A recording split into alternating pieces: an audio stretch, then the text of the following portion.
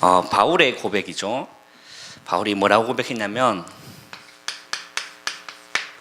나는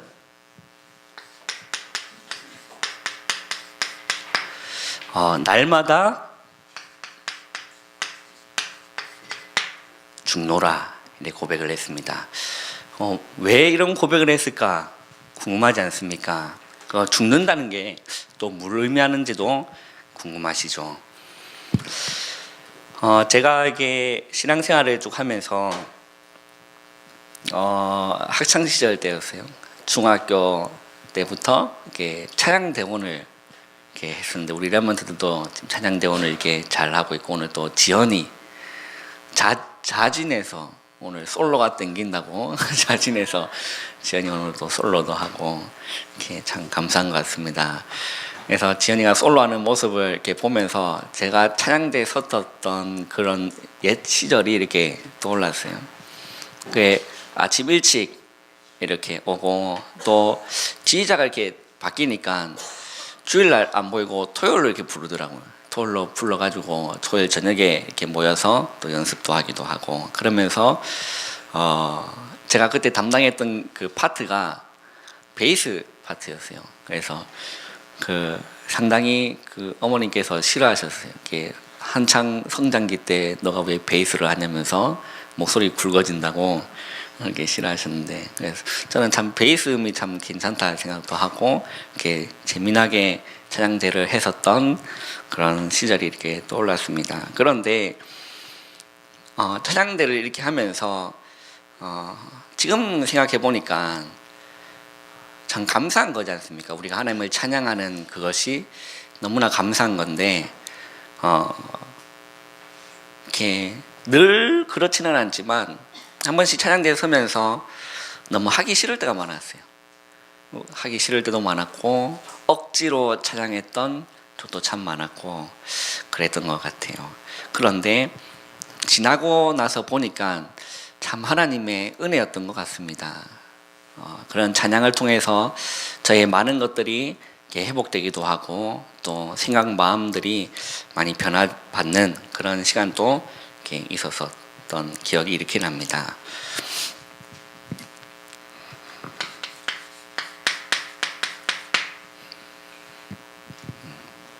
우리 예수생명교회 찬양대가 참 이렇게 뒤에서 이렇게 녹화도 하고 그렇게 하면서 은혜를 참 많이 받아요. 그래서 그 어떤 찬양대보다 참 세계적이다. 우리 또 지휘하시는 분이 또 얼마나 영감이 충만하시고 또 이렇게 하시는데, 이렇게 참 은혜 받을 때가 참 많고 참 감사하다. 그리고 또 이렇게 아침 일찍 이렇게 나와서 참 수고도 많이 해주시고 너무 감사드리고 이렇게 합니다. 그래도 이렇게 하기 싫을 때가 있을지라도 끝까지 낙오하지 마시고 맡은 사명 감당하셔서 하나님께 영광 돌리는 우리 여러분 되기를 주님 이름 축원합니다. 바울이 나는 날마다 죽노라 이렇게 고백을 했는데요. 뭐가 죽어야 됩니까? 바울이 왜 이런 고백을 했을까요? 그러면 이렇게 우리가 자살을 해야 되냐? 그런 의미가 아니겠죠. 그럼 우리가 죽는다는 그 개념이 도대체 무엇입니까? 뭐에 대한 거에서 우리가 죽어야 되냐? 이거를 여러분 오해하지 마시고 말씀을 잘 한번 이해를 한번 해보셔야 될 것 같습니다.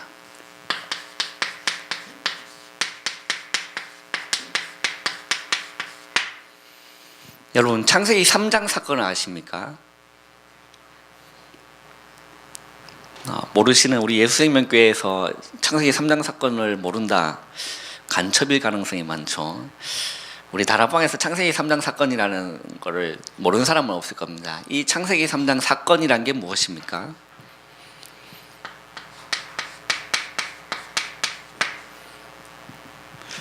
이 사단이 우리 인간을 실패시키게 하기 위해서, 하나님하고 단절시키기 위해서 죄를 짓게 합니다.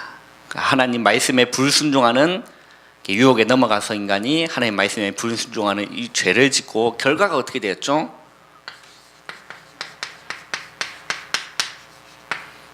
하나님을 떠나버렸어요. 그래서 우리는 이 가운데서 태어나요. 그 누구든 아무리 목사 아들이라도 이 가운데서 태어납니다. 아무리 중직자 여러분들 뭐 열심히 신앙생활하고 대단한 중직자라 한들 그 밑에 태어나는 자녀는요 여기서 태어나요. 그 누구든지요. 그래서 뭐가 죽어야 되느냐라고 했을 때 이 창세기 3장 근본 문제를 통해서 이 상태에서 각인된 게 있어요. 하나님을 떠나 있는 상태에서 각인된 게 있다니까요. 하나님을 떠나 있는 상태에서 나도 모르게 뿌리 내려져 있는 것이 그 누구나 있습니다. 그리고요, 하나님을 떠난 상태에서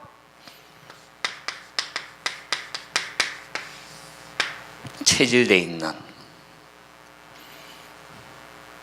이게 바울이 말한 나입니다. 나는 날마다 죽노라. 여기서 많은 것들이 발생됩니다. 여기서 하나님 떠나 있는 상태에서 받은 상처들, 거기에서 나온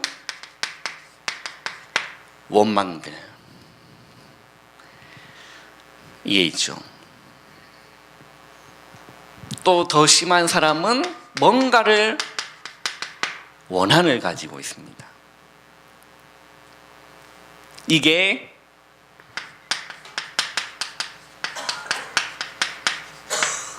마음의 짐으로 딱 자리 잡고 있죠.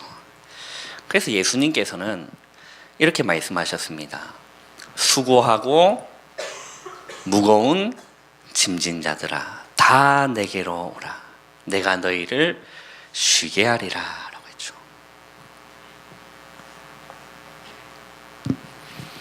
여러분, 나는 날마다 죽노라 했을 때 내가 죽는다는 거는 이게 죽는 거예요. 하나님 떠나서 수십 년 생활하신 분도 있고 거기서 각인되고 뿌리 내리고 체질되어 있던 그 잘못된 것으로 형성되어 있는 나가 죽어야 되는 거예요. 이게 죽어야 사는 겁니다. 이게 참 마음대로 쉽게 안 되죠. 마음을 다잡아도 스물스물 올라오는 거는 어쩔 수가 없는 겁니다. 그래서 여러분들 김장을 할 때 이렇게 우리 교회 김장을 또 제가 좀 했습니다. 버무리고 인생 머리 털라고 처음으로 이렇게 김장을 해봤는데 참 힘든 노동이었어요, 김장이. 그래서 참 우리 권사님들 그때까지 참 수고 많았구나라는 생각이 많이 들고 그랬어요. 그 이제 김장을 하러 가보니까 이미 그 배추가 와 있어요. 그걸 뭐라 하죠? 그렇지. 절인 배추가 이 택배로 이렇게 딱 와 있어요. 그래 옮겨놓고 했는데 김장을 하려면 배추를 뭐 해야 돼요? 절여야 돼요. 뭘로 절입니까? 소금으로. 배추를 절인다는 개념이 배추에 숨을 죽인다는 개념으로 알고 있는데 그게 맞습니까? 네. 뭘 뿌리면 죽죠? 소금 뿌리면 배추는 숨이 죽어요. 여러분들 소금 뿌리면 이거 죽어요.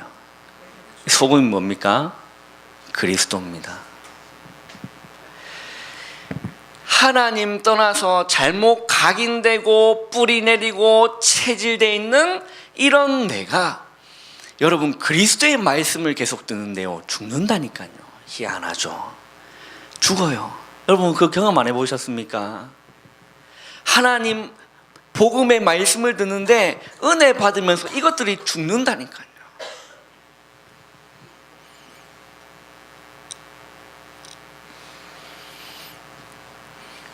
죽어지는 은혜가 있기를 주님 이름 축원합니다. 이게 죽어야 됩니다. 그래서 바울은 나는 날마다 죽노라.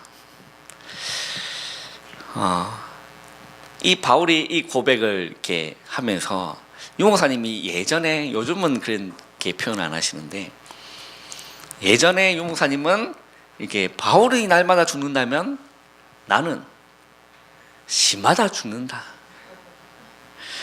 여러분 그럼 생각해 봅시다. 그만한 영성을 가진 유목사님이 시마다 죽는다면 저는 여러 가지 이게 반응들이 있겠죠. 분마다 죽으실 때 분이 있고, 나는 초마다 죽어야겠다라는 분들도 있고, 알아서 죽으시기 바랍니다. 내가 죽어야 돼요. 이걸 죽는 겁니다. 잘못되었던 이게 죽고 나서 하나님의 것으로 채워지는 걸 보고요,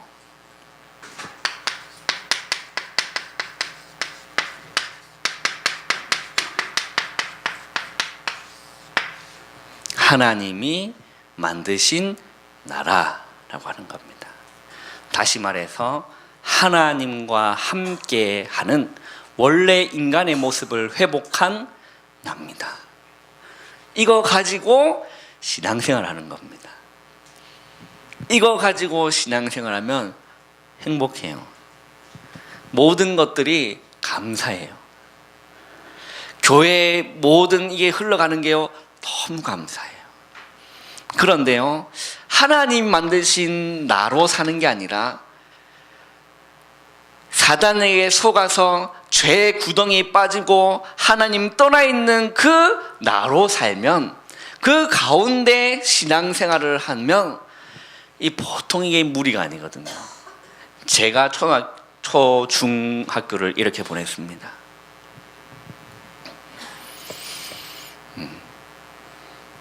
저는 우리 랩런트를 보면 마음이 좀 남다르죠. 정말 저만할 때 하나님 만드신 나로 산다면 다윗처럼, 요셉처럼 세상을 살리는 인물이 되는 거죠.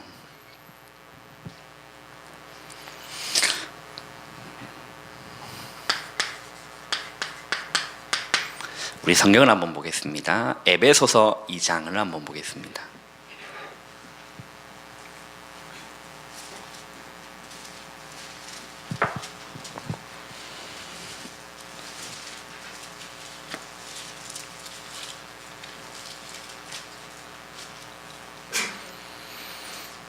에베소서 2장 3절을 한번 읽어보세요. 한번 읽어보겠습니다. 시작.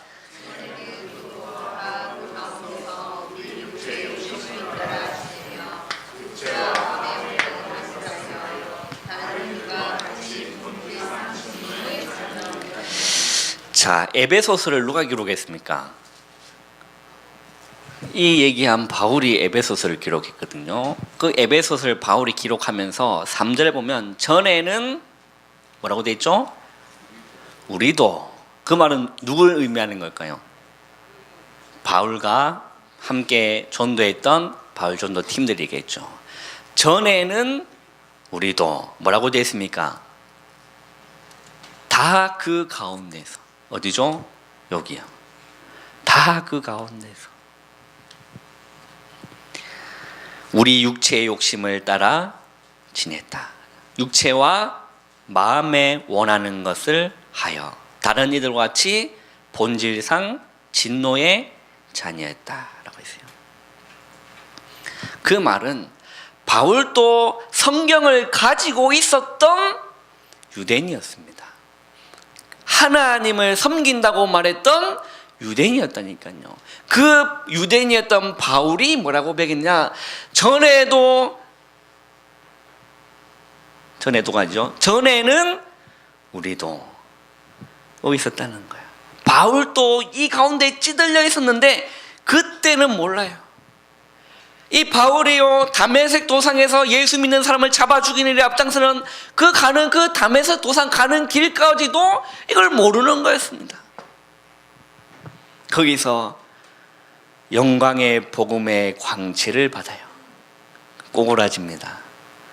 그때 안 겁니다. 하나님이 만드신 나. 그때 바울이 이제 뭐가 나옵니까? 하나님이 원하시는 나의 것.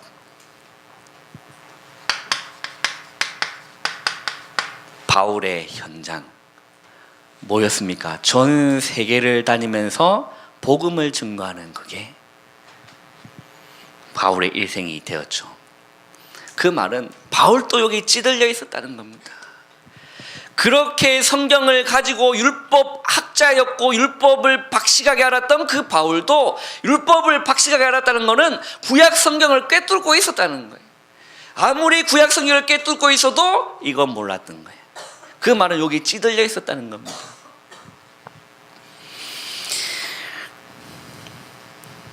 육체의 욕심을 따라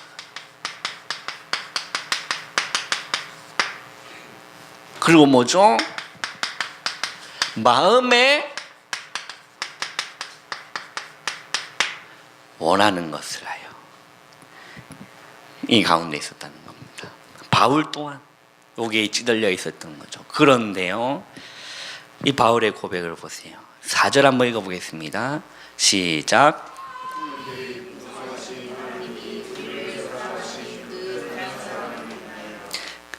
이 가운데 있었던 바울이었는데 긍휼이 풍성하신 하나님이 우리를 사랑하신 그 큰 사랑을 인하여, 여러분 그 큰 사랑이 뭡니까? 그 큰 사랑이 뭐예요? 하나님이 우리를 사랑했던 그 큰 사랑이 뭐냐니까요. 자기 독생자들 예수 그리스도를 십자가에서 죽여주신. 그래서 십자가에서 뭐합니까? 요한복음 19장 30절에 보면 예수님이요 십자가에 못 박히고 피 흘리면서 했던 고백입니다. 다 이루었다. 이거를 도말하신 겁니다. 또 다르게 말하면 이게 마귀의 일이거든요. 요한에서 3장 8절에 하나님의 아들이 나타나신 것은 뭘 하기 위함입니까? 마귀의 일을 멸하려 하십니다. 깨달아지는 은혜의 길을 주님의 이름으로 축원합니다. 긍휼이 풍성하신 하나님이 우리를 사랑하신 그 큰 사랑을 인하여 허물로 죽은 우리를 그리스도와 함께 살리셨고 너희는 은혜로 구원을 받은 것이라. 우리 7절 한번 읽어보겠습니다. 시작.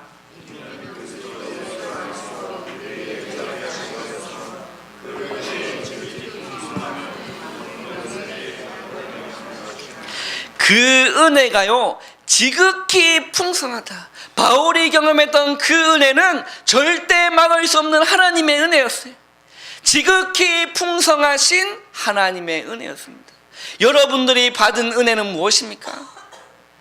하나님이 바울에게 준 은혜와 여러분에게 주신 그 은혜가 본질적이고 다릅니까? 그 은혜의 지극히 풍성함을 오는 여러 세대에 뭐하게 하십니다? 나타내려 하십니다. 여러분들을 통해서요, 여러분 관계된 모든 현장에 지극히 풍성한 하나님의 은혜를 나타내시는 그 통로가 되시기를 주님의 이름으로 축원합니다. 여러분 가는 직장 현장에 은혜의 지극히 풍성함이 어떤 건지를 나타내는 통로 되시기를 바랍니다. 우리 렘넌트 가는 모든 학교 현장에 지극히 풍성한 하나님의 은혜를 나타내는 통로. 8절 읽어보겠습니다. 너희는 그 은혜에 의하여 믿음으로 말미암아 구원을 받았으니 이것은 너에게서 난 것이 아니요 하나님의 선물이라. 행위에서 난 것이 아니다 라고 되죠. 너희는 그 은혜에 의하여. 어떤 은혜입니까? 십자가입니다. 그 은혜, 긍휼이 풍성하신 하나님이 우리를 사랑하신 그 큰 사랑, 그 은혜, 그 은혜에 의하여 믿음으로 말미암아 구원을 받았으니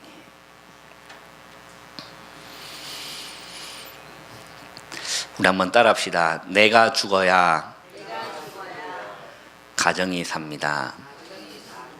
내가 죽어야 교회가 삽니다. 내가 죽어야 민족이 삽니다. 자, 그러면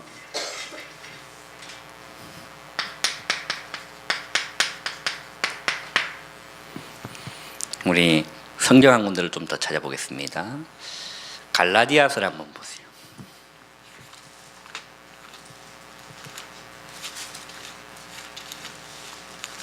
갈라디아 고린도 후서 뒤에 있습니다. 갈라디아서 2장 20절.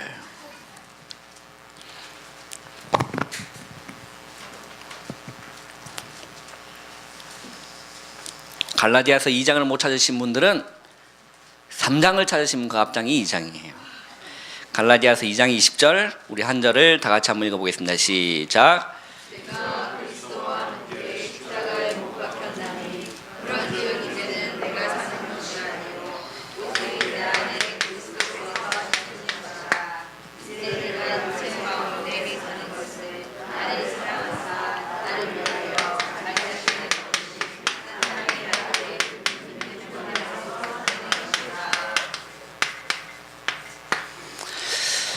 바울의 고백이에요. 내가 그리스도와 함께라고 했어요. 어디에 못 박혔죠? 십자가에 못 박혔다. 여러분들, 내가 그리스도와 함께 십자가에 못 박혔다. 이게 무엇입니까?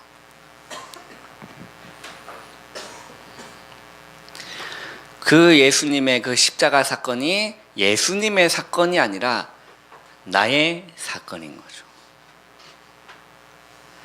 그냥 교리적인 게 아니라 내 이야기인 겁니다.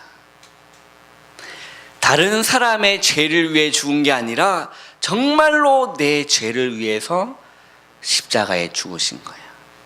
그 바울은 그걸 발견한 거예요. 그래서 내가 그리스도와 함께 십자가에 못 박혔다. 2000년 전에 예수님의 그 십자가 사건이 지금도 마찬가지고 100년이 지난 뒤에도 동일하게 적용되는 말씀이에요. 내가 그리스도와 함께 십자가에 못 박혔다.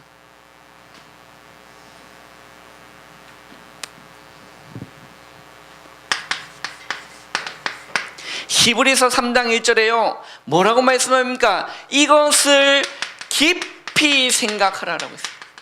예수를 깊이 생각하라. 이걸요 여러분들 정말 깊이 생각해 보세요. 그냥 말씀을 듣고도요 그냥 허투루 그냥 하지 말고요 집에 가셔서 정말 깊이 한번 생각 한번 해보세요. 그게 묵상입니다. 깊이 생각하라. 우리 성경 한 군데 더 찾아보게요. 마태복음 16장 24절 한번 보세요.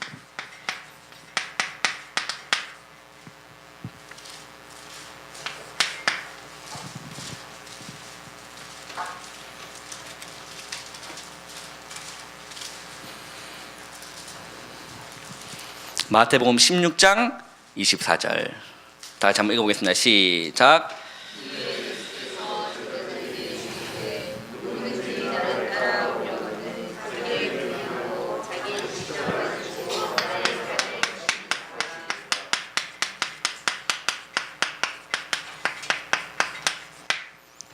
예수님이 하신 말씀입니다. 자기 십자가를 뭐 해라? 지고. 여러분 이 말씀이 여러분한테 부담으로 들립니까? 이 말씀이 여러분한테 고난으로 와닿나요? 뭔가 무거운 짐으로 이게 와닿습니까 혹시? 이 말이 뭡니까? 예수님이 누구든지 나를 따라오는 자기 십자가를 지고 나를 따를 것이다. 이게 뭔 말입니까?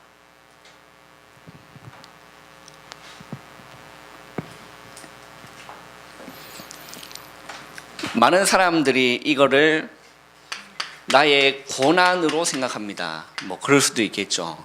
그러실 분은 뭐 그렇게 하시면 되는데요. 저는 이걸 어떻게 생각하냐면 나의 십자가예요.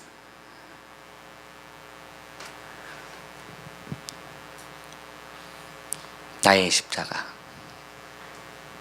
예수님과 함께 못 박힌 나의 십자가. 그것을 뭐라고요? 져라. 진다는 건 뭡니까? 내려놓는 게 아니에요.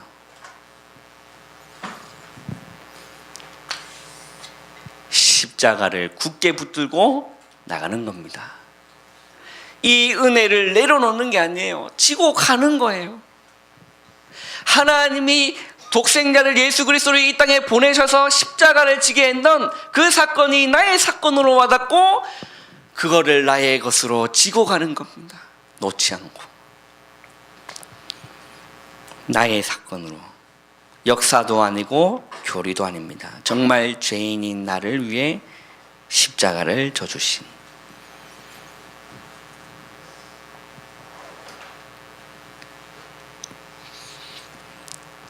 어떤 사람은 이 십자가를 타고 가려고 하는 사람이 있어요. 십자가는 타는 게 아닙니다. 그렇죠? 또 막 어떤 사람은 이렇게 옆에 있는 성도님 막 지고 가는 그 십자가에 같이 엉겨가지고 올라타가지고 그런 게 아닙니다. 자기 십자가를 지고 나를 따르라. 예수님 하신 말씀이죠. 내가 그리스도와 함께 십자가에 못 박혔나니. 그런즉 뭐라고 되어 있습니까? 이제는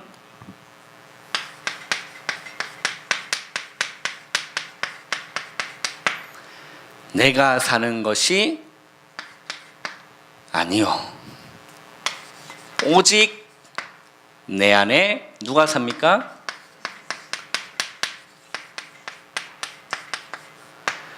그리스도께서 사시는 것이라. 이제는 내가 사는 것이 아니요 오직 내 안에 그리스도께서 사시는 것이다.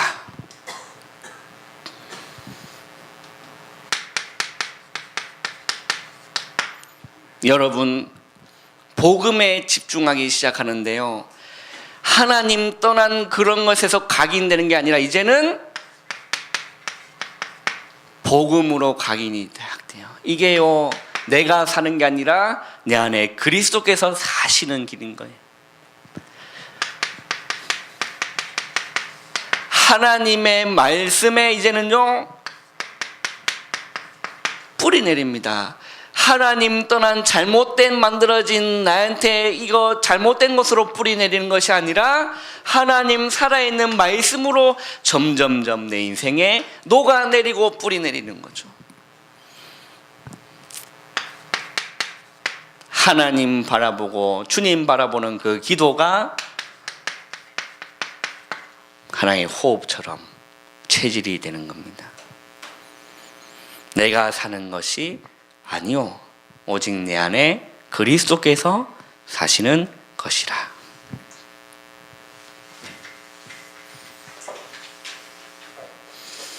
그리고 나오는 말씀이 뭡니까? 이제 내가 육체 가운데 사는 것은 뭐라고 되어 있죠? 나를 사랑하사 나를 위하여 자기 자신을 버리신 하나님의 아들을 믿는 믿음 안에서 사는 것이라. 여러분, 삶의 이유가 바뀌어지기를 주님의 이름으로 축원합니다. 내가 잘 먹고 잘 사는 게 아니에요. 그건 불신자 수준이죠. 내가 잘 먹고 우리 처자식 잘 키우고 우리 가문을, 그거는 불신자 수준이죠. 그게 아닙니다. 우리의 삶의 이유가 무엇입니까? 여러분들의 삶의 이유가 무엇이 되어야 됩니까?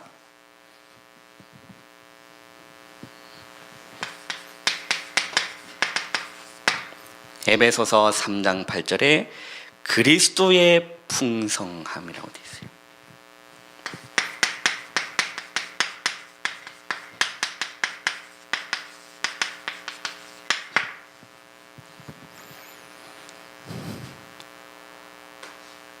여러분, 그리스도를 다 압니까?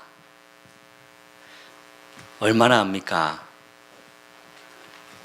그리스도의 풍성함.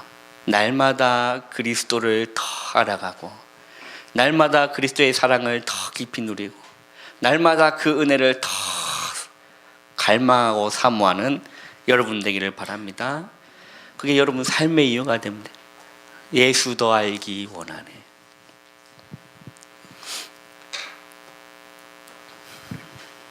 그리고 삶의 이유가 무엇이 되어야 됩니까? 로마서 12장 1절에 보면 너희 몸을 뭘로 드리라고 됐죠? 산제물로 드려라. 이것이 하나님이 기뻐하시는 뭐라고 되어 있죠? 영적 예배다. 이게요, 여러분의 삶의 이유가 되어야 됩니다. 예배가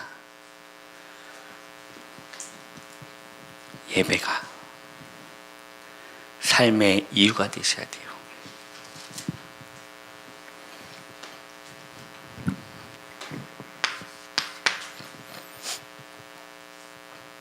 그리고 삶의 이유가 무엇이 되어야 됩니까?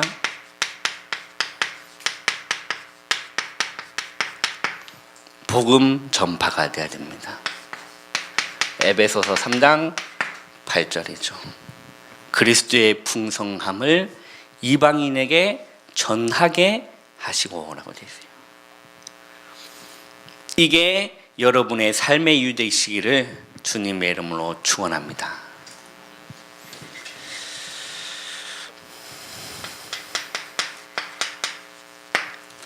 결론으로 시편 119편을 한번 찾아보겠습니다.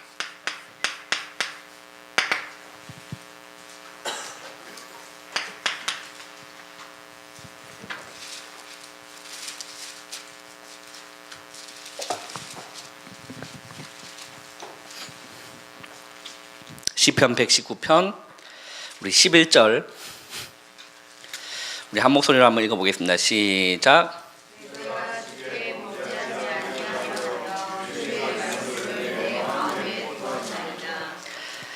자, 여러분, 우리 서론에 했던 그 잘못된 나, 그게 죽어야 된다고 했어요. 자, 그러면 시편 119편 11절 말씀, 내가 주께 뭐하지 아니하러? 범죄하지 아니하려. 어떻게 했습니까? 주의 말씀을 내 마음에 뒀다. 여러분들 미션 하신다고 대단히 수고가 많으십니다. 바쁜 일상 가운데 또 집에 와가지고 또 해라니까 또 중직자인데 안 하면 또 어떻게 될까? 그런 여러 가지 이렇게 그런 분들도 계시겠죠. 이렇게 그런 분들을 위해서는 심심한 위로의 말씀을 전해드립니다.